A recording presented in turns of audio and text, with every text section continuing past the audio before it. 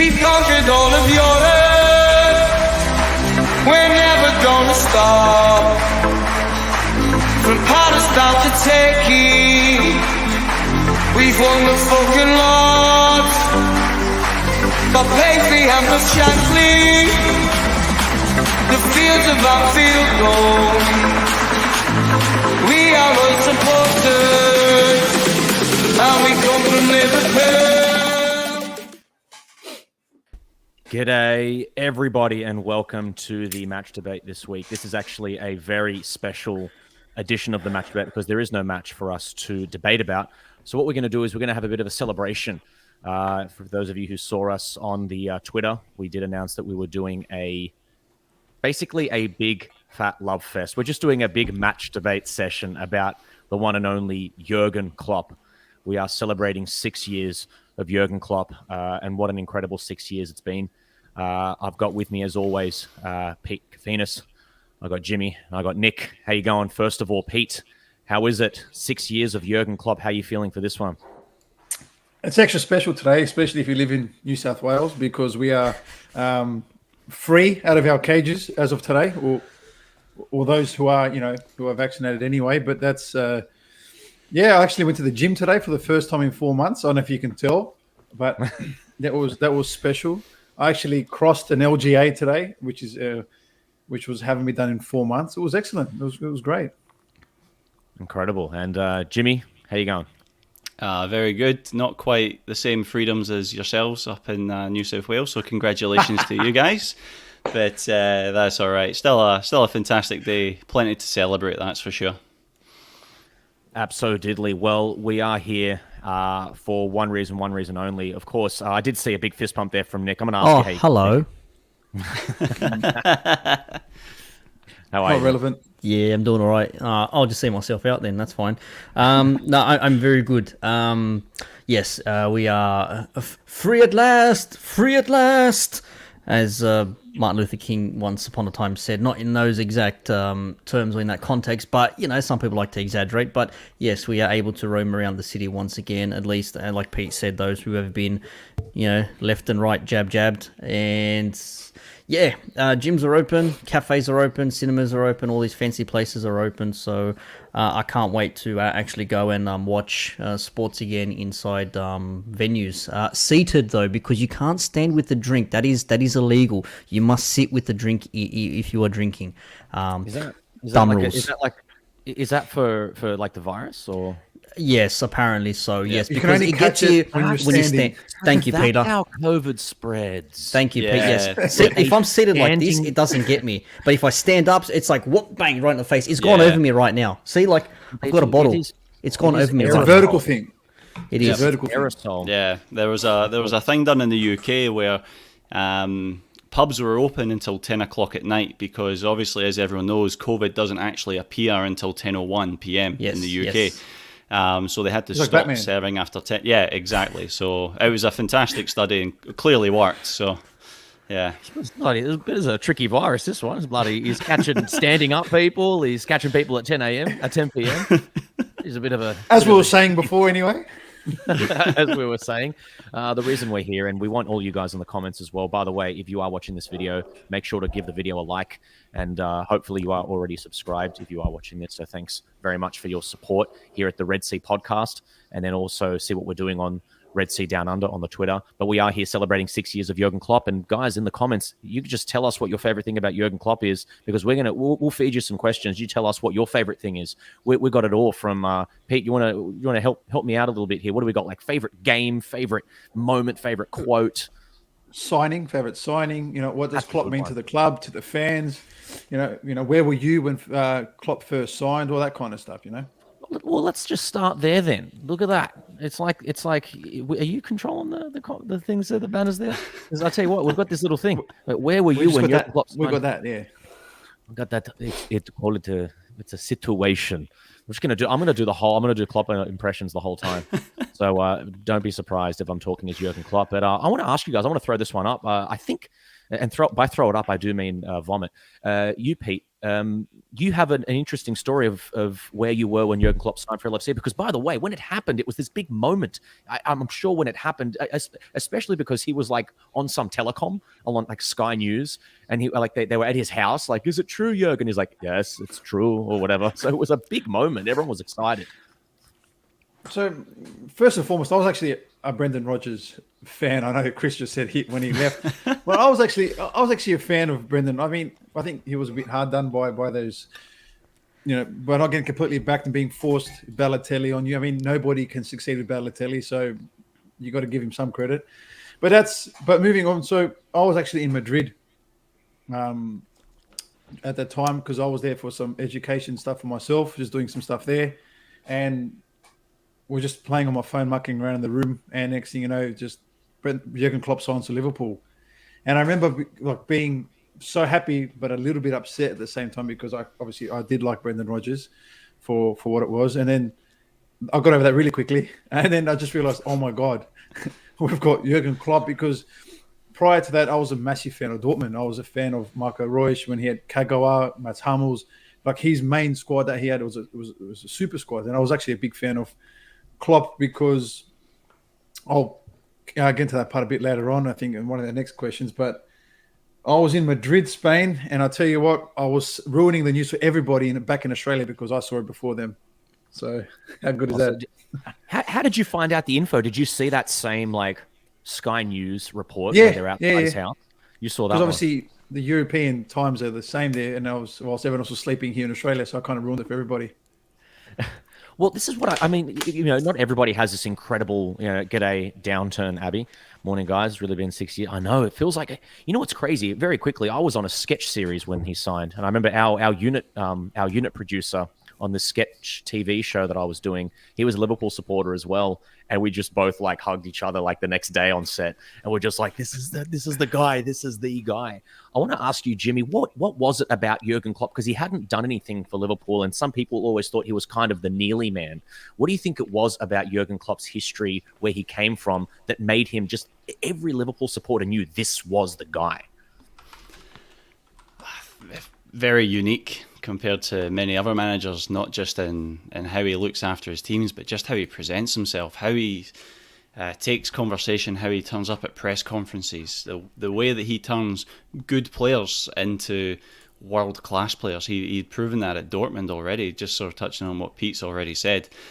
He just had this air of charisma, and he still has, of course, this air of charisma about him that just made him so perfect for Liverpool, especially in that moment where we were at, because apart from obviously Istanbul 2005, we had always been up there and about, and obviously we had that mad 2013-2014 season where we got so far and fell a bit short at the end, but there was just something just seemed so perfect for these two giants to match and come together, and that's how I remember that's how I viewed him. I always, as soon as he really was starting to hit big with Dortmund, obviously had his smaller successes with Mainz beforehand, it just seemed to marry up so well. And unfortunately I wasn't on a sketch show in Madrid or anything exciting like that.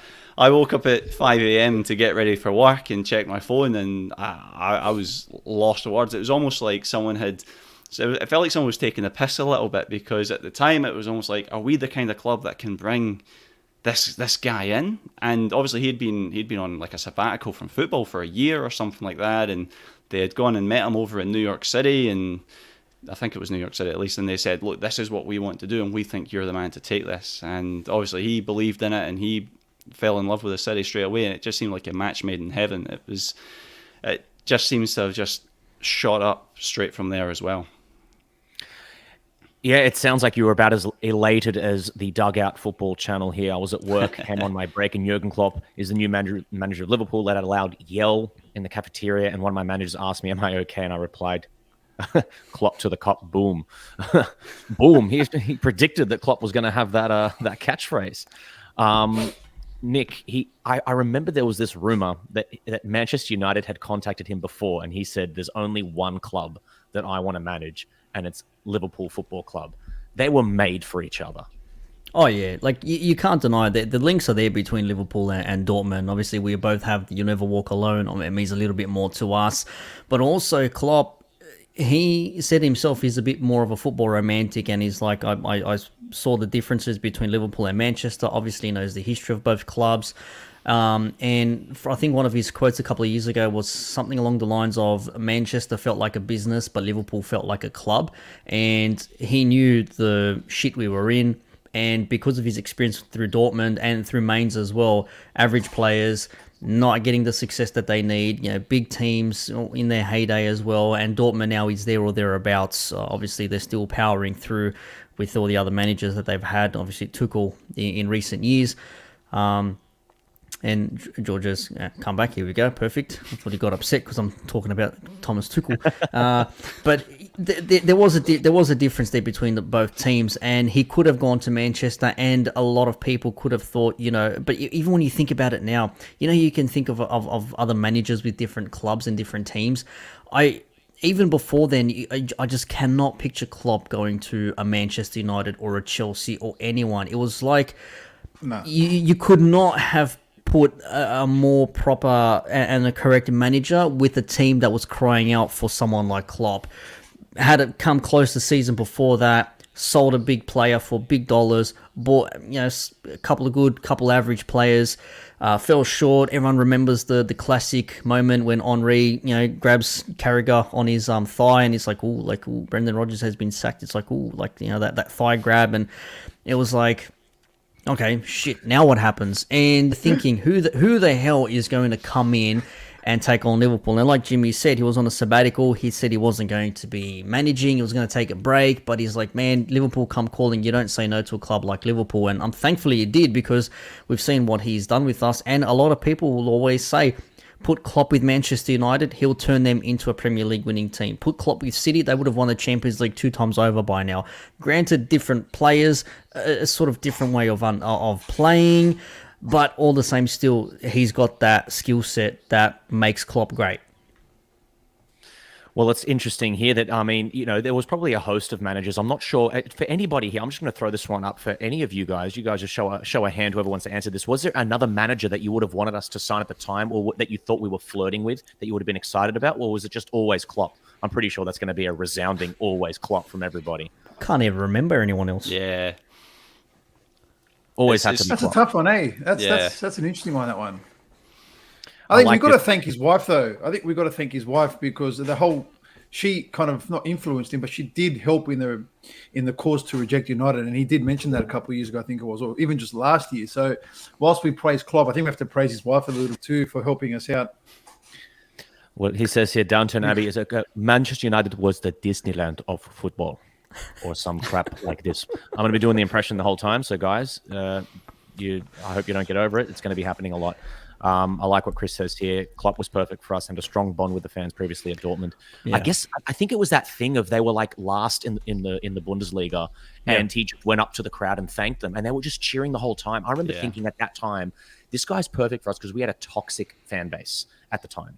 It's kind of it's and not to say that our fan base was toxic in like the worst way. I just meant like we just kept getting our hopes up and then it just kept letting us down.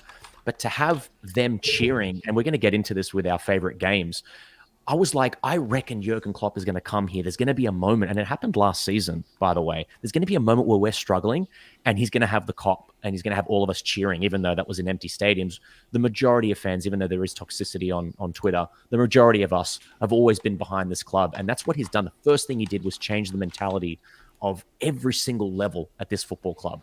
And with that, I think we'll go on to our favorite moments of Klopp's career.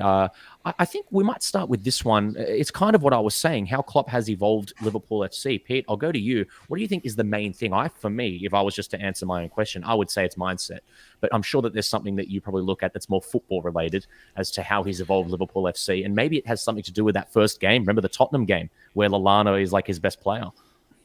I think he's actually brought this sense of unity and some sort of like spirituality, not just throughout the players, but the fan base. You kind of feel like we all kind of, he's our Messiah kind of thing. We all like look to him as he's like this religious cult figure. Like he just got that aura about himself, and he's somehow made everybody kind of swim the same way.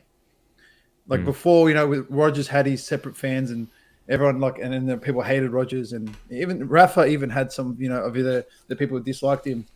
But, with Klopp, I feel like everybody is swimming the same way. And I think that's that's the biggest thing that he's done was make everybody kind of dance to the same tune. And I think that's how we've kind of progressed so quickly under his reign so far. Do you reckon that's Nick, it's this quote. I mean, we're going to go into favorite quotes. I'm sure people will talk about this one. It's this idea of turning us from doubters to believers. It's this thing of it was a cleanse. And what Pete said there, it was almost spiritual. And I don't mean spiritual in like the religious sense. I mean, it was like a holistic change. It's kind of like you sit down, relax, and just breathe kind of thing. Just take a deep breath. And it's not the end of the world. And I love how he just said it's just football. Of course, football is life to him, but he just knows the exact right thing to say. He's like a doctor. He just keeps you calm when you've got the best bedside manner. I mean, we were kind of sick, and he was just sitting by our side like Patch Adams, like Robin Williams with like a clown nose on his head, just making us feel so much better. It's okay. It would be okay. The situation is not too difficult. I don't know if it was that. I mean, if you look at who was before him after Rafa, everyone knows Roy Hodgson. After Hodgson, we had Rodgers. And then as good as Rodgers was, as close as you got us, there was always that sense of, there wasn't that sort of charisma there. It was like, if we didn't do it on the pitch, there was no, okay, well, we'll be okay. We'll be able to get through this. It was always like that to use the cliche and a very, I don't know, cheesy term, there was doubt always in there because everyone knows that 14-15 season, or 13-14, sorry. Was 13-14? Yeah, we came so close and it didn't work out for us. And then when you see Klopp come in and then when he starts, bringing the fans together. And I remember I mentioned this off air, the laughing and the piss take that we had been on the receiving end of from rival fans on that West Brom 2-2 draw. And it was like, they're laughing, celebrating a draw. We were losing that game 2-0, I think. And I think Origi ended up scoring injury time from a wicked deflection and ended up finishing 2-2. And Klopp was like, you know what? Thank you for being here with us all the way through the end. This is what we need if we're going to succeed as a football club and as a fan base. Because like Pete said, the toxicity of the fan base back then was so shit after the, what do you call it? The other owners, I forget their name. George, Gillette and Tom Hicks. Yeah, thank you. Yeah, Hicks and Gillette. And then when you see FSG come into it, it's like, okay, well, maybe there's a sort of new life being breathed into this club. And then someone perfect like Klopp comes along and says, okay, we've got a fresh start here. Let's try and change it. We know how good Liverpool was back in the day. They've tapered off. We've had some dramas and issues and this and that and blah, blah, blah. Everyone needs to be together in this. We're only going to be successful if we're all following the same sort of plan or if we're all on the same path. If you're not, that's cool, but it's like, if you can't support us when we lose, don't support us when we win. Like, I hate that term. That pisses me off to no degree, but it's sort of like along those lines. Well, let's get stuck into our favorite moments from Klopp. I mean, I want to go to you, Jimmy, because I think there might be an obvious answer to this. Because obviously we got a nickname for you, but who would be your favorite signing from Jurgen Klopp? And when people hear you talk, I'm sure they'll assume who your favorite signing is possibly going to be, or you can just choose someone else. Look, George, I'm sure I've disappointed you many times in my life, but I'm not going to go with the obvious answer. Yeah, what? Are you serious? I don't blame you. I don't blame you. Yeah. So I think Simicast. Yeah. No, you know what? I was honestly thinking about this when we were obviously when we were chatting earlier on about the agenda and things like that. And there's obvious answers, and I'm sure a few of you boys are going to pick them out as well. But for the last prior to this player being signed, we had such an issue with the man between the sticks. There was always a goalkeeper who'd come in, and we've had Mignoli, we had obviously Karius, and those players had moments where they'd done very well. Those players also had moments where they would consistently cost us games, and it didn't matter who you put out in front of them. There was always an issue, and for us to really show what we wanted to do and what we could do, especially with Jurgen Klopp at the helm, we needed to really put the intent out there. So I actually think Alisson has to be named as quite possibly one of the top 3 at least. Best signings by Jurgen Klopp. I just when we watch him play nowadays, I never take it for granted just how good he is. Even when he tries the little silky things that he tried to do a bit too often in his first season. Yeah, yeah, legitimately. But to know that you have got that quite literal safety net behind the likes of Virgil van Dijk and so on and so forth. It's to have that cam is such a huge thing to have when you're looking to be that team that is challenging for consistent titles, for consistent European football awards and things like that. So I actually think, despite my Scottish bias, I am actually going to say that Alisson is my favourite signing. Second is obviously Tsimikas, but we'll save that for another conversation. Well, it's by the way, before I do get onto that, speaking of players, look at is this basically this is the side that he's inherited: Mignolet, Moreno, Sacco, Lovren, Klein, Chan, Lucas, Coutinho, Milner, Lallana, Origi, and the bench was Bogdan. Bogdan, Jesus Christ! Yeah, I mean, just saying the word that game Bogdan, away to Bournemouth. Oh my days! I think that just won Alisson like best signing ever, just because this is what we had to deal with. Toure, Allen, Randall, Connor Randall, Teixeira, Ibe, and Sinclair. Only 2 have survived from that team, Origi and Milner. Thank you so much, Dugout, for that one. Cheers, Doug. But there are some memorable shouts here. Mo Salah, Alisson, and Van Dijk. I think I know the answer from the next person I'm going to ask. I'm going to go straight to you, Verge. Who's your favorite Well, Jurgen Klopp signing? I'm going to throw something at you. Other than Van Dijk, which is my obvious answer, but Pep Linders. Ooh. Bringing Pep Linders in as the assistant after Buvac disappeared from the face of the earth. This is big. That's my favorite signing because you can just see that Pep Linders embodies his spirit and you can tell that the club absolutely loves him. You can tell the players are all over him.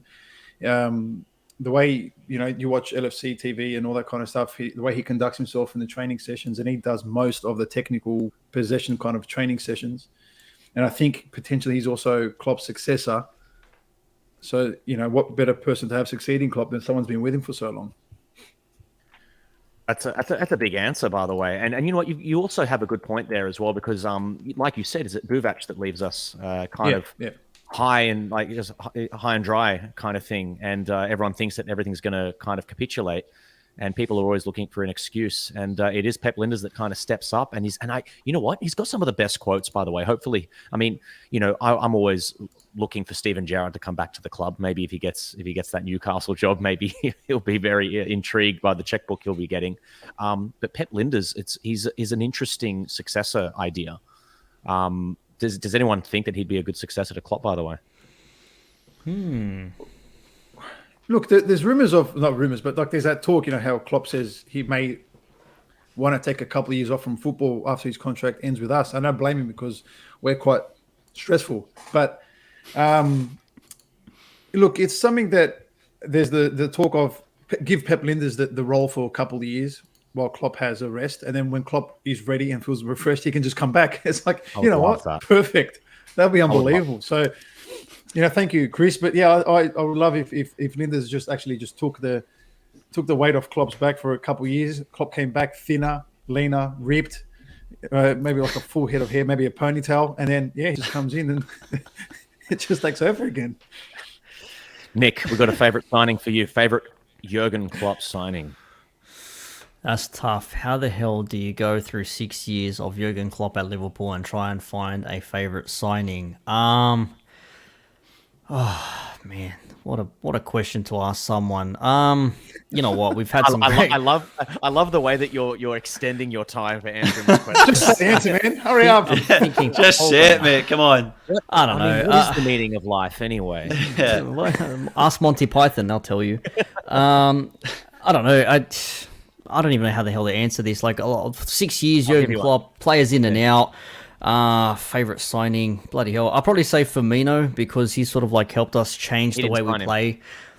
Oh, true, didn't. Damn. See, that's he made him into a new signing though. He kind of made him. Can we say that? Can we use that as a technicality? Yeah, I think that's cool. He signs Firmino's role as the false Yeah, nine. there you go. There you go. There you go. Yeah. Yes, yeah, we'll say that he signed Firmino's role to that fault, that number 9, the playmaking number 9, because that's changed the way we play. Like, we wouldn't be able to do the gegenpress and all that sort of stuff without the stuff that Bobby does in the middle of the pitch when he's fit and firing. So I'll probably say Klopp signing Firmino to that role in particular. I love this. This is the shout from our mates in the UK. I'm pretty sure. Is that right? Is that this? This is our mates who've come on and done this. Salah, VVD, and Allison. Look,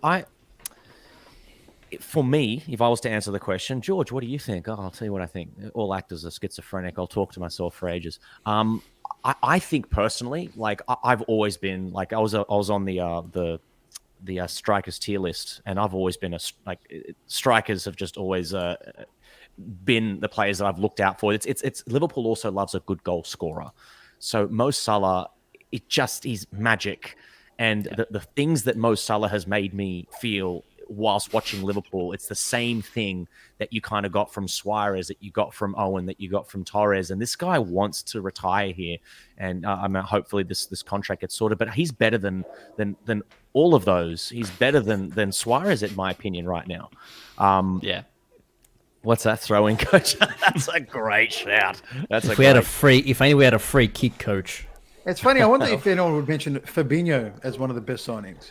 Ooh, well, hold on. I was waxing lyrical about Salah here, guys. Give me a break. But I would say Mo Salah for that reason. He's the most I've enjoyed, but I think the most important. So my favorite Klopp signing is probably Mo Salah, but I think the most important has probably been Virgil van Dijk. So I think what was it? Our lads at the Red Sea podcast here, the UK lads, Salah, VVD, and Ali. I think it's kind of the spine of the team essentially. If you add Fabinho into that.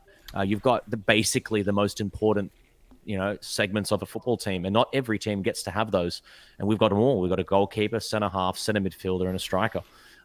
So I guess that kind of this is an interesting shout from Rahul. Ginny Wijnaldum. I love the idea of Ginny as well, because we've not only signed Ginny from that relegated side, but we signed Andy Robertson. There's just so many players that it's almost like. It doesn't matter what they're like before they come to Liverpool. Jurgen Klopp, you've got the confidence that Jurgen Klopp, Pete. You've got the confidence that he can turn any player into potentially world class. It's like turning water into wine, as we said earlier. He's got that religious cult figure, doesn't he? People just follow him. Water into wine. I thought it was a Heineken drinker. He's a good dancer as well. Apparently, they said that the player said he dances like their father. White man dance. This is good. Andy Lonergan, we're getting these shouts for the throw-in coach and Andy Lonergan. I mean, you guys were getting creative. I mean, Nick mentioned clever. Clever. Yeah, clever for the Messi turn. Well, guys, that's favorite Klopp signing. So that's we had shouts for the throwing coach. We had shouts for Pep Linders. We had shouts for Brendan Rodgers' signings. So we've gone very creative with that. I think we'll get very interesting here and go for a favorite Klopp quote. It could have been the thing that he said when he came in from doubt to believe. And any quote that you guys say, anything that you guys say in the comments, I will say it as Jurgen Klopp. It's not a very good impression, but I'm doing my best. So why don't we go back to you, Pete? Favorite Jurgen Klopp quote. I read some weird ones, by the way, when we were like off air. Something about his wife is like, my wife wrote a football book like Harry Potter without a fucking broomstick. What are you talking about, Jurgen? Yeah. Look, this is hard because he said so many cool and different things. I mean, obviously, the favorite one is Doubters to Believers, because that moment really did change the club. It's almost like when he said that, everyone kind of just went, oh, we're going to win the Premier League soon. And then, we did.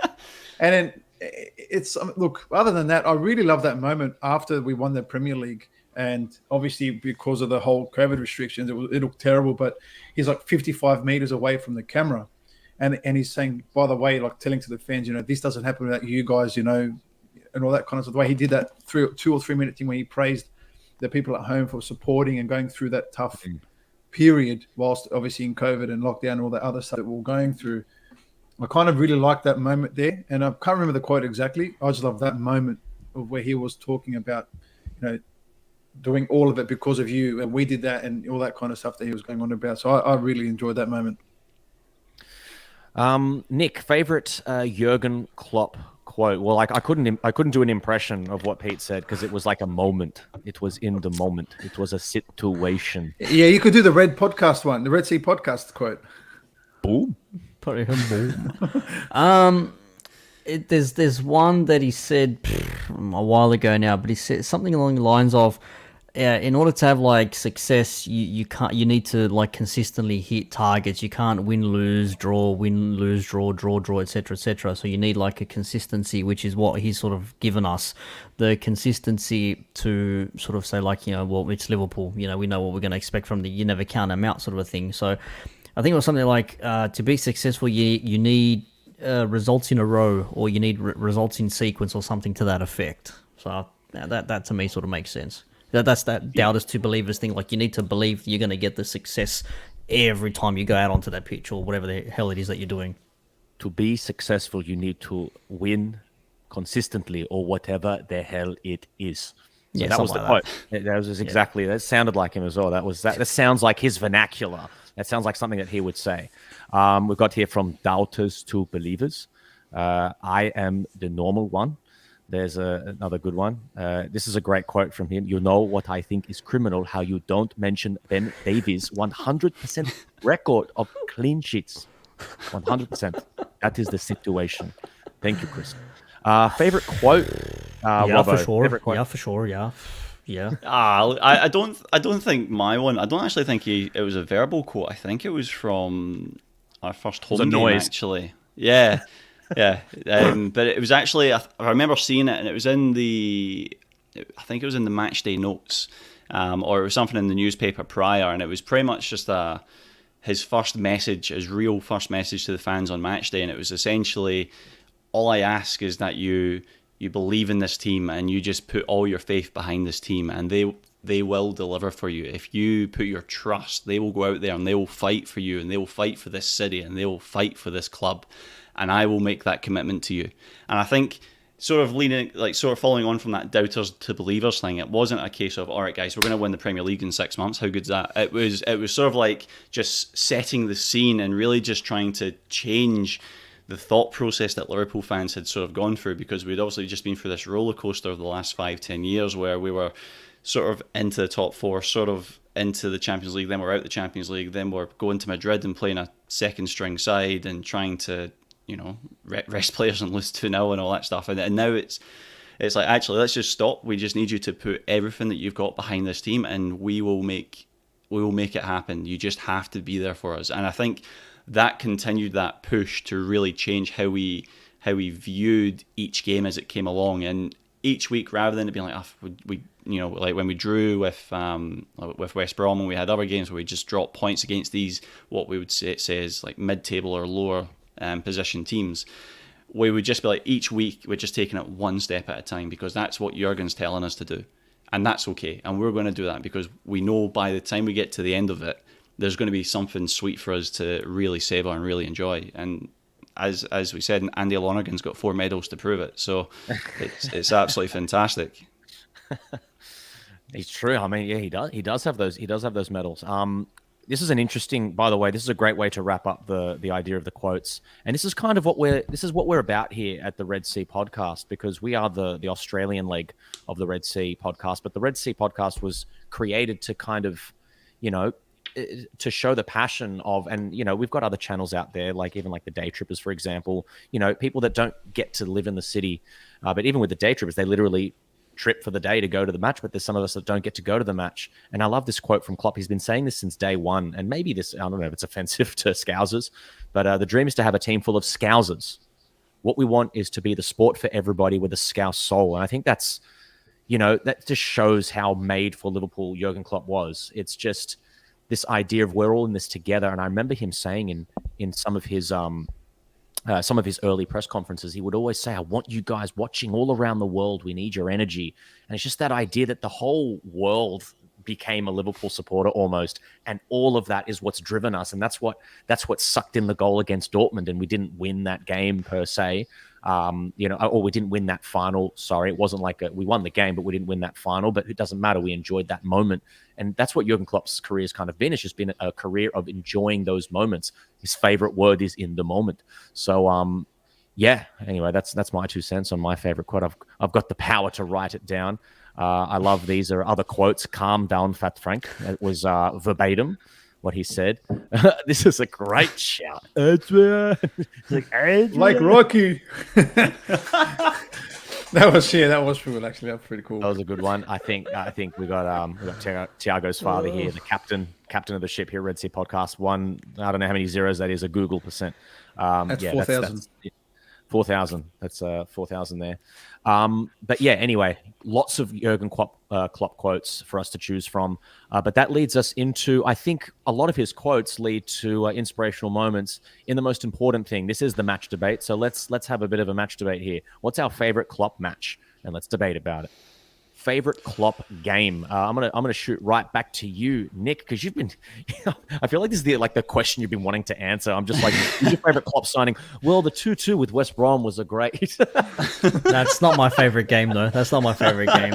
But the thing is, it's such a subjective question because everyone has their own moments. I mean, notwithstanding the grand finals with the Champions League or 5-2 or a thrilling 5-3 again. Sorry, you're saying? Should we remove the finals? Maybe let's just. I was gonna say. Finals.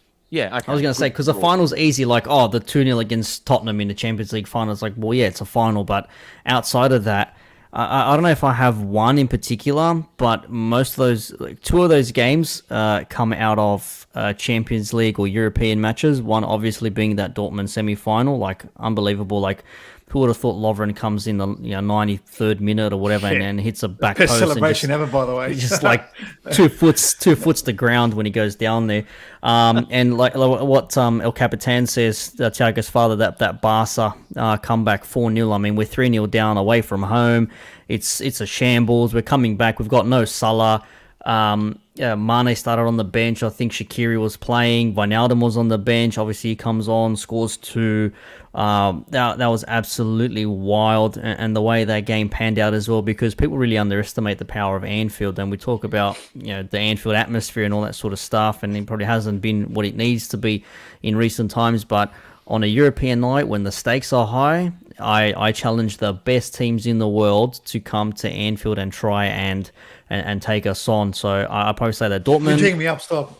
I'm getting excited. That Dortmund quarterfinal, the Barca semi-final, and I think it has to be for me that Norwich 5-4 when Lallana scored and Klopp broke his glasses, because that was another game where we're going backwards and forwards like.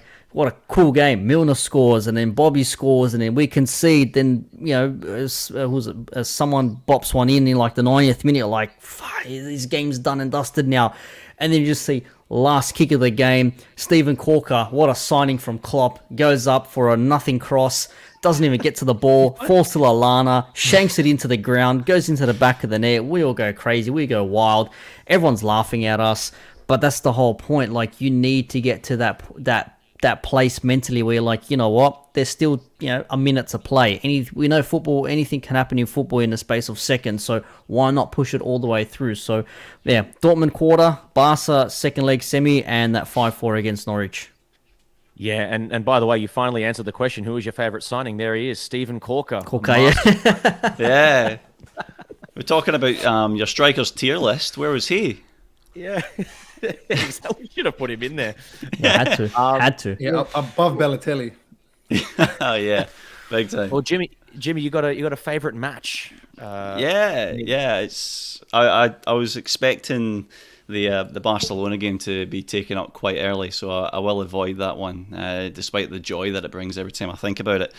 There's 2 games that come to mind. The first game is the Liverpool Man United game, where we won 2-0 and Mo Salah scores that 90th minute goal when Daniel James of all people is bearing down on him. He just slots it underneath David De Gea, and off comes the shot in front of the Kop, and everyone starts singing, we're going to win the league, and now you're going to believe us. Like that was Now I'm getting just, goosebumps. Now stop it. yeah, like that. When we talk about moments, that was a fucking moment. I can tell you that. Like, it was just phenomenal. I remember that one so well. But the other game,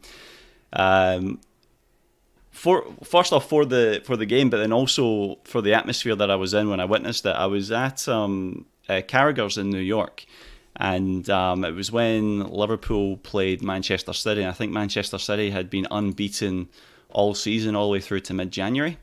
And they came to Anfield and we beat them 4-3. And that game and that atmosphere in that bar was just so electric. Because of the time of day, it was actually breakfast time. So we went for, I was actually on my honeymoon with Steph, and we went for breakfast, and it was, your typical English fry-up, but also with beers on the side. Breakfast beers, mate. That's what we call it. It was absolutely phenomenal. And by the time that Mo Salah had dinked the ball over Ederson, the beers were gone, and the barmen were shooting bloody like lemonade out from the things. The place was just in raptures, and obviously that was also at the same time when the song had just come out. We've got Salah and all that. So the place had just, yeah, the place had, like, it was just insane. Like, the building was shaking. And when that final whistle went, it was just an absolute party. And it was only like 12 in the afternoon. It was perfect. It was so good. So those two games, the 4-3 against Man City and the 2-0 against Manchester United, with the Mo Salah goal at the end, just always puts a big smile on my face. Absolutely, and I love how we had some shouts in there, by the way, with the City games. It's kind of weird because I do have an answer for favorite game, but it's my, again, like, favorite match moment because of the after effects of it. It's the Manchester City game where we beat Manchester City in the Champions League, and Salah scores that goal, and then we play the Titanic music to it. And he just I almost feel like I'm in Titanic. I'm going to cry for Jack, like, dying again, or DiCaprio, or whatever. It's just that music, and with, like, Salah just standing there, it's just like, this is a hero born, scoring against Manchester City again, kind of thing. It's just incredible shouts. Pete, have you given us your favorite match yet? No, I haven't. And to be fair, Chris ruined it for me. But don't bring it up just yet. Damn it! No, go on, Chris. Here we go, Chris. Look, Chris, for me, I agree. This Leicester match was right after the debacle that we had, which we were traveling and playing 4 games within 2 days, and 6 games were happening at the same day. I think it was something like that anyway. But we just won the Club World Cup. That's actually. Right. Yeah. And, we're on this massive high. We've won a trophy that we finally, we've been looking for, the one that the one that we haven't had just yet. And we come back literally 24 hours later, and we put that performance against Leicester. Leicester. Yeah. Not just the 4-0 and the Trent had a field day. Was it 3 assists, 1 goal? It was like, that performance for me was probably the best I'm trying to remember. Probably the best I've ever seen us play under Klopp. That performance was spot on. Like, and again, there's another, George, on selfish, like, the game that you and I were at together at Manchester United. I was going to mention something like that as well. Yeah, so like, there are so many games. Like, look at this, the Everton goal where Origi didn't know he scored. Like, there was that one. And like, all that picks up the ball. It's like, he didn't know he scored. Like, celebrate, you idiot. Was he trying to get the game started again? Like, it's the winner. But it's the comeback. So for me, that Leicester game, we've all mentioned obviously the Barca one, where I got sent home from work that day because I went and caused a riot. The Dortmund one, every Man City game, all that kind of stuff. But for me, it was the Leicester, yeah. Well, I'm kind of, Pete kind of, touched on it there potentially about being at the game, where it was similar to the Mo Salah moment in that City game. But my favorite match is, I'm going to just be, a little bit, I'm going to cheat a little bit. It's the game I was at. It was actually Napoli at home, and we need to win to progress into the next round of the Champions League. Yeah. Now, we had to win that, and that's actually the campaign we end up, obviously lifting the European Cup. And I had come from Texas. I had just finished filming The Chosen, and I had literally raced over to the UK, and it was freezing cold. And we, me and my partner were in the stadium. It's the new main stand. You Incredible. can say me and you seats were that we had. together. You don't have to call me your partner. Just say we and you were together. Yeah. We all know it's fine. Pete and I went to the next game together. We went to the Man United game. Actually, you were in the cop, Pete. You were bloody lucky. Yeah, I was. That was the Man United one. But in this game, we witnessed Salah do his turn, and to watch Mo Salah score a goal, one of his solo goals, it was another right foot. It was exactly like the City goal, actually. It's just like, I'm not sure if I'm pretty sure he actually scores it with his right leg. It was across. It was on ground. It was across the ground. I'm pretty sure. Yeah. Across the keeper. Yeah. And then Alisson makes that save. And by the way, if I'm not mistaken, I don't think in any game before this one, at least to this degree of volume, this was the 90th minute. Alisson makes that save. It was like a Dudek-esque kind of save at the end. I think it was a Milik or something like that, or is it maybe they actually had another striker that I'm not sure who, but it was somebody. And it actually could have been, what was the guy? Soldado? Could have been Soldado, perhaps. But anyway, the whole crowd start chanting, Alisson. It was like a chop kind of, Alisson. And like, no one knew what to say. And everyone just went, Alisson. It was just this, the whole stadium was kind of joining in and everyone was singing his name. And that obviously a big important game helps us win the European Cup. So I will say Liverpool versus Napoli at home, we win 1-0. But gosh, my God, guys, getting really, I feel like I do another match debate because I tell you what, we've just been talking about some games. I don't know. Do we go? I mean, where there's so many. I think we've glossed on this because we've done favorite signing, favorite quote, favorite game that's not a final. But this is kind of favorite Klopp moment, so it can kind of be like a press conference moment. It could be his glasses maybe flying off in that Norwich game. Does anyone have a shout? I'm not going to ask anyone in particular. I'm going to get a show of hands to someone who has. I'll lead us off. I'll lead us off. You got a moment. What is your favorite Klopp moment? It's a cheat answer because it's not so much a moment. It's more so moments that what he does during games. So it's hard. Like, okay, so trying to become a coach myself and all that kind of stuff, you get this kind of brainwash that you have to be a specific way. You have to behave this way, act this way, dress this way, look this way, and this is how you are. And for those who know me, like you boys do, I'm a little bit outside the lines, so to speak. And that's and the moment that watching Klopp, the way he is on the sideline, the way he's all expression, emotion, and the way he fist pumps to the crowd, and the way his little things like every time we score a goal, like just trying to get them up. When I first realized that this is what Klopp does for me, it was this is the guy. Like, this is my idol. This is my inspiration. Like, this is my guy. So for me, that's my favorite moment when I realized that Klopp is not cut from the same cloth as what you're meant to be and what people tell you how you should be as a coach. Like, perfect example is Mourinho / Ferguson. Oh, you have to be clean cut, completely shaved, stupid little thing on, and act a certain way. And then here comes Jurgen Klopp, messy beard, glasses, head scarf, tracksuit, and just goes and pretty much just fucking celebrates with the crowd. Yeah. So, I mean, for me, again, I kind of didn't answer the question, but I did. But it was more so the moment I realized that, oh my God, there's someone in the best club in the world, on the biggest stage in the world, who behaves like that. And I think, oh my God, that's for me, it's perfect. So that was it. Well, just as a shout out to the previous, to wrap up the goals, that is a collection of good moments, Pete. I do like that. The idea that he's kind of come in, and I love that because you can immortalize him. It's like an image of his hat and his glasses and his beard. Yeah, I love how like that. You could put that on a shirt. It's like Heisenberg, by the way. Watching Breaking Bad. I'm pretty sure they've done that. I'm pretty sure that's been done to death, man. I did that one. I did the Heisenberg one. No one's done it before. All right, you've done it. Okay. Top five in any order from Chris: Leicester 4-0, Liverpool 4-0 against Barca, 2-0 Man City. We're going to win the league. 1-0 against Everton, and Liverpool 3-1 against Man City. I like those Man City results in particular. I also do really like this. These are favorite moments from our watchers here in the comments. The parade. I love the parade stuff, especially when he does that thing where he's like this. And then he slips, and then everyone goes like, "Whoa!" whoa," and then he goes, like he tries to like pretend to slip to kind play of it off. Like, it just plays it off. He's like, I can slip again for you if you want. I could do it Actually, again. well, you know what? Do it again. This one here, talk about going back to quotes, George.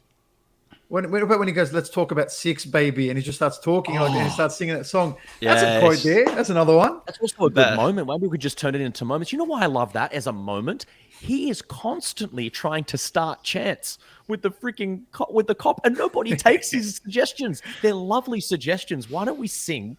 Why don't you guys in the cop? Why don't all of us at Liverpool try and sing one of his songs?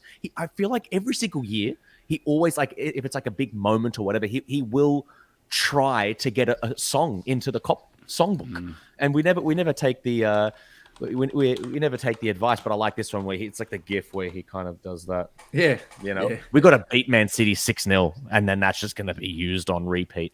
This is the dad dancing favorite moment. There we go. That's a really good shout. I think we're stealing all the moments. Bus parade, and I like this. Did I show this one before? The argument with BT. I love his arguments as well.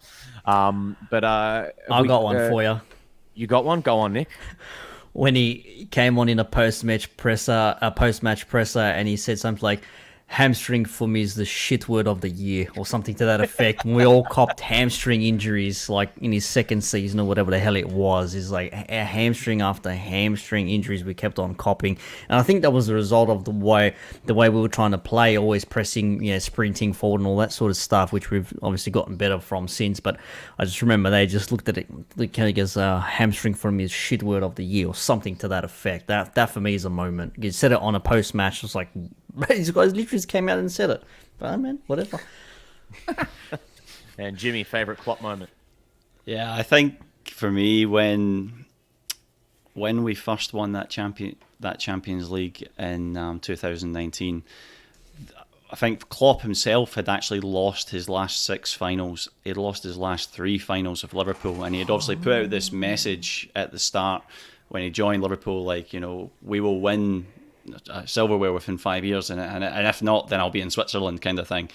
And it's obviously there's the parade and everything like that, but it's actually that moment where, and I'm sure the club actually release it every couple of weeks just as a feel-good factor for everyone, but it's that video of Klopp where they're just watching him just at the full-time whistle, but maybe like 30 seconds before the whistle goes, and they're just sort of watching the emotion just going through him, all that hard work, all those nearly moments, all those times where we thought maybe it's not going to happen, and here we are. Divock Origi, the greatest striker of all time, has scored a second goal for Liverpool, and I you could just see he's like hugging the staff, he's hugging the players, he's consoling Pochettino for a moment, and he's going up to the Tottenham players as well. It's just that moment where you can just release it, and it's just like, we've done it. We've gone through this journey, and we've talked about all these things in the pod before about the quotes and the favorite games and the mindset that he's created. That was the payoff. That was the result. And that was just the start of it as well. That was the best part. That was the moment for me where it was just like, wow, like this is really something. This is absolutely fantastic. That for me was definitely my favourite Klopp moment so far. There's still plenty more to come. I really hope there is. There were the shivers and the chills coming from. I think we got a virus coming in here, because it went from Pete to Nick, and now I'm getting it. I'm getting the shivers and the chills going up and down the spine, hearing about all this stuff. So we've got 2 more questions here. We want to try and wrap up around the hour mark, but we're doing like like the rom-coms where like there's that low moment where like everybody kind of like, I don't know, they're having a fight with each other, and it's like, they're like, fine, I don't love you either, and they go their separate ways and they think about it for a little bit. Like basketball, Pete. You ever seen basketball? Yeah. Good. I'm glad. Coop and Rima just hate each other. Yeah. Because they like wanted the same Playboy playmate or something. Who do you think it is? Victoria Silvstedt, Playmate of the Year. Hello, Victoria Silvstedt, Playmate of the Year. Start quoting movies now. Yeah, so that's why I'm just going to go here. We want to create a bit of drama, a bit of friction here at the Red Sea Down Under. We're going to talk about maybe, because we're going to go high again. There's going to be one more high moment. But least favorite thing of his career so far. It could be something with his tactics, maybe something that he said, or you could just say, I don't have a least favorite thing about him. You can cheat. So Jimmy, what are you going to do? You're going to cheat. It's no, I'm not going to cheat. I'm not going to cheat. And I'm. In case anyone doesn't know, I'm not a professional coach. It might come as a surprise to a few people. But What? yeah, no, I'll tell you later, mate. It's a long story. But there's a lot of times in games, and obviously we're watching it from far away. But for me, it's those moments where you think we could really make a sub right now. We could really bring someone on, and we could. That's why.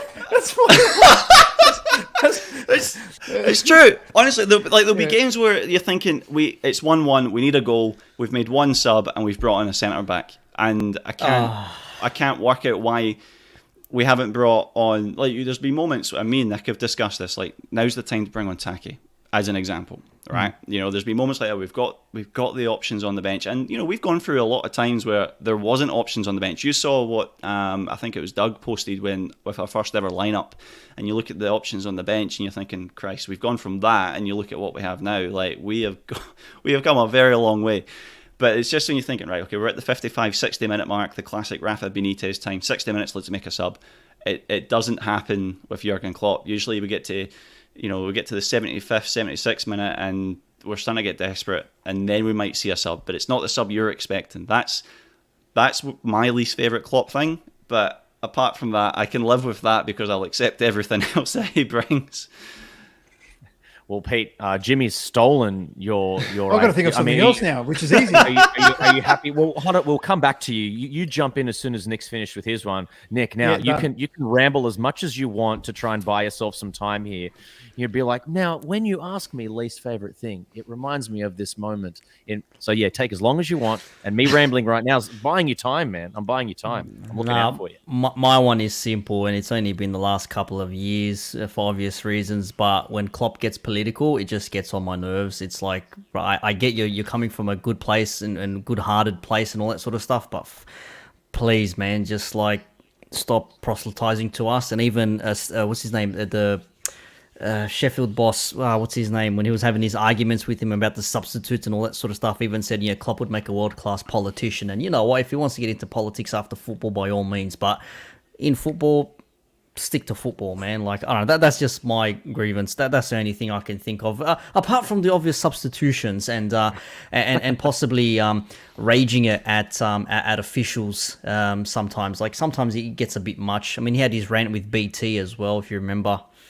When that happened, he loves the. I mean, that was someone's favorite moment, by the way. Yeah, it was. Yeah, I think that was fair. I thought I did see that somewhere. I thought that was fair, but yeah, it's just Klopp the politician for me. Klopp the politician. Yeah. Well, Pete, have you had some time to think about your least favorite thing? I didn't need time to think. Yeah. Do you need more time to think? Because I've got my one. Yeah, I'm going to finish my one. I'm going to finish. Mine's easy. I'm going to finish my one. No, go. Yours is easy. Go for it. If you take mine, I mean, Pete, besides dropping the glasses. No, you bastard! You bastard! Oh, got him. Got him. He's out. Got him. Middle stump. Got him. Oh, that's a. You know that. That's that there. That's that there. That's that. By the way, that's the video. If you guys see that video of the Aussie dad getting stooged by his son, where he keeps scaring him, and he's like, "Boo!" He's like, "Oh, you bastard!" Oh, I've seen that. Everything for you, bastard. But look, I think it's something along the lines of not selling Origi yet. Great answer.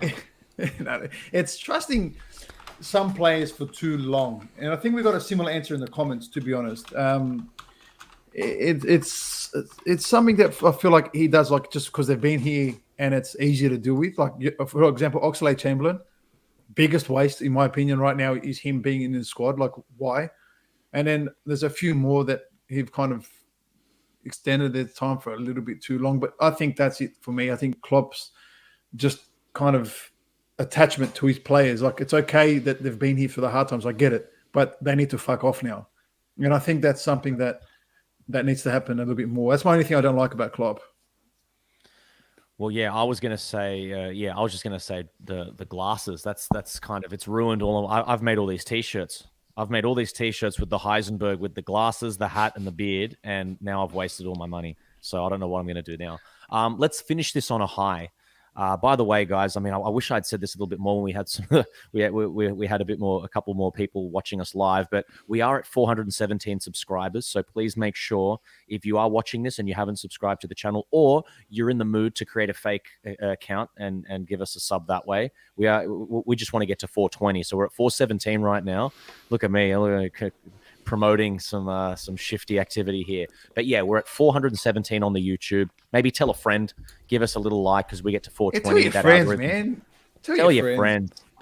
Tell everybody. But we're going to finish on the last question. I don't know. We've probably answered this, but I don't know. It could just be this could be like a one-word answer. It could just be like something really lame and cheesy. What's the best thing that Jurgen Klopp has given us? You could say it's the go on, Pete. You got something. Hope. Done. Sorry, do you have an S on your chest or something? See you later, guys. Mwah. Klopp giving us hope. Didn't even get that reference. I wanted to remove you. You said off your video. I've got no issues. I can do it right now if you want. No, I won't do that. But for you guys in the comments as well, the best thing that Jurgen Klopp's given us, it could be the English Premier League. It could be great quotes. It could be laughter, comedy. Could be the sexy voice or whatever he says in that conference. Go on, Nick. What's your best thing that Jurgen Klopp has given us? The hate of every other football club in the Premier League and possibly the world. That's a good one. That's a good one. Jealousy. Everyone started to hate us after a while. Like even Lampard, like, you won one trophy. You fuck up this. Shut up, man. Sit down, bro. That's why you're still in your Chelsea job. That's a good one. I like these ones, by the way. Belief. I was going to say that one. That was my cheesy answer. Jimmy, what are you going? The best thing that Jurgen Klopp has given us? A rediscovered footballing identity. Where everyone used to talk about the Liverpool sides of the 70s and the 80s, and in years to come they'll talk about the team of Jurgen Klopp. It's as simple as that. He's put himself up in the upper echelons of Shankly and Paisley and all those fantastic managers, and now he's going to be up there, and we're here in this moment, right? Like you keep saying it, but it's the reality of it, and we're living it, we're experiencing it, we're on that roller coaster, and it's something that I, as a football fan, as a Liverpool fan, I'm very grateful for.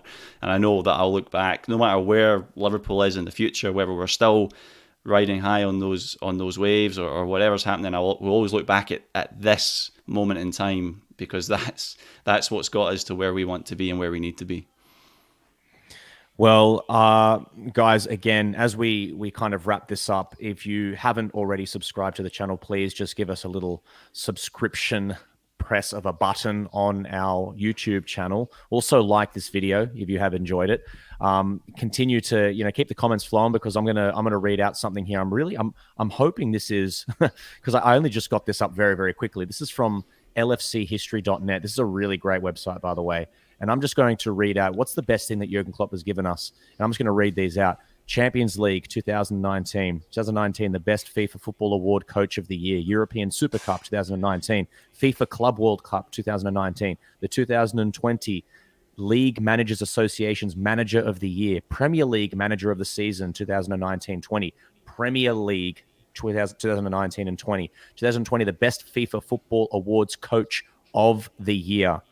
First game in charge was on the 17th of October 2015. That was roughly 6 years ago. Contract expires in 2024, but hopefully we get to see more of him. That is Jurgen Klopp. The best thing he's given us, I think, is just himself. That would be my answer. Guys, it's been really, really great chatting about the one and only Jurgen Klopp. Some people have been talking about comparisons to Bill Shankly. I mean, it's 30 years, since the club had won the Premier League, and he didn't even just do that. He kind of made true on his promise. Like he said, within 3 years, I believe we will at least have won a trophy. And he says the Champions League and the Premier League. Jurgen Klopp is the best Liverpool manager I've seen in my lifetime. I think he'll go down as one of the greatest we've ever had. And guys, it's been a pleasure chatting to all of you about Jurgen Klopp. And I'm sure there's many, many more to come. And thank you to everybody in the comments for celebrating Jurgen Klopp's 6 years with us. And here's to many more. Guys, any last words? Or we're all pretty psyched with Jurgen Klopp right now. Bring on Stay the tuned for mank this week's bastards. I'm all clopped Stay out, tuned mate. for this week's shows. What we've got Red Fix. We've got Red Fix on Wednesday. Is that right, boys? Yes, we Yeah, do. we do. Yep. And then we have the 100%. training ground for a coach or a team who just got a new coach who's going to make our life terrible on Thursday. So, yeah, Dilly ding, dilly dong, Peter. Dilly ding, dilly dong. yeah, He's lucky back. us. He's back. New manager. This is our luck. We either get managers sacked or we verse managers with the new clubs for the first time. Like that. That's Liverpool. Well, you know what? Yeah. I'm going to say this. The best thing that Jurgen Klopp can give us right now is a win against Watford, because that's all I ever want. I just want the next result, and Jurgen Klopp is really good at doing that. He gives us a result no matter what. So thank you very much, Jurgen Klopp, for your 6 years. Thank you, everybody, for watching the show. Thank you, Pete. Thank you, Jimmy. Thank you, Nick, for joining me. And we will see you another time very, very soon. Ciao. Bye.